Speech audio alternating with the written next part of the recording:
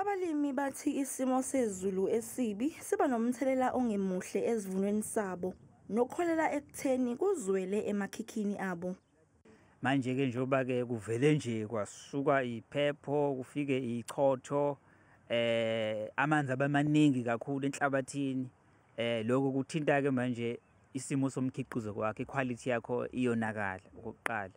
Okwesibili manje awusakwazi ukuthi uvune futhi ngesikhathi esifaneleyo ukuze ukwazi ukuthi uyodayisa.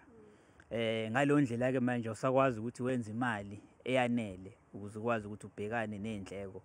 Labalimi abasafufusa bathi badinga kakhulu ukuqeqeshwa ngezindlela zokumelana nokuguquguquka kwesimo sezulu.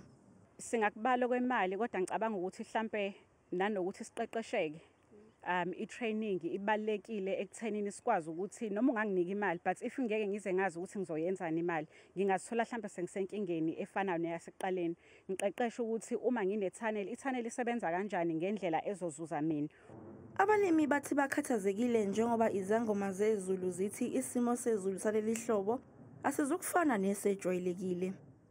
Lokhu kuyakuthinta-ke kakhulu nawe mthengi njengoba kungaba ngesinye sezizathu esholela ekutheni amanani okudla enyuke ezitolo.